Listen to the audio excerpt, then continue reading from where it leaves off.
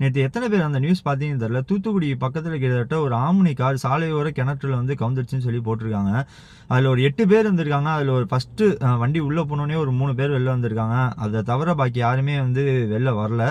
ஏன்னு பார்த்தீங்கன்னா கிட்டத்தட்ட ஒரு 4 மணி நேரம் கழிச்சு அந்த கார் வந்து வெளில எடுத்திருக்காங்க நம்ம ஃபயர் சர்வீஸ் டிபார்ட்மெண்ட்ல உள்ளவங்க. நிறைய பேர் வந்துட்டு வெளியூர்லேருந்து வரவங்களுக்கு வந்து அந்தந்த இடத்துல என்னென்ன இருக்குன்னு தெரியாது. கண்டிப்பாக நீங்கள் அந்த ஊரில் வந்துட்டு உங்கள் ஊர் பக்கத்தில் ஏதாச்சும் ஒரு கிணறு இருந்துச்சுன்னா அது பக்கத்தில் ஏதாச்சும் ஒரு போர்டாச்சும் வைங்க. ஏன்னா வெளியிலேருந்து வர்றவங்களுக்கு நைட் டைமில் சத்தியமாக தெரியாது. நிறைய டிரைவர்ஸுக்கு இது தெரியும். அதே ரூட்டில் டெய்லி போயிட்டு வரவங்களா இருந்தால் கண்டிப்பாக தெரிஞ்சிடும். இதே வெளியூர்லேருந்து வரவங்களுக்காக இருந்தால் கண்டிப்பாக தெரியாது. ஏன்னா சில பேர் வந்துட்டு ஓவர் ஸ்பீடில் வருவாங்க, சில பேர் வந்து கண்டினியூவாக ஓட்டிகிட்டு வருவாங்க. அது மாதிரிலாம் இருக்கிறப்ப அந்த ஒரு ஜட்ஜ்மெண்ட்டே இவங்க வச்சிருக்க மாட்டாங்க. இந்த இடத்துல இப்படி இருக்காதுன்னு தான் நினைப்பாங்க. ஆனால் அந்த இடத்துல அவங்களுக்கு என்ன ஆச்சுன்னு தெரியல. கிட்டத்தட்ட ஒரு 8 பேரில் 3 பேர் தான் வெளில வந்திருக்காங்க. பாக்கி எல்லாருமே இறந்துருக்காங்க.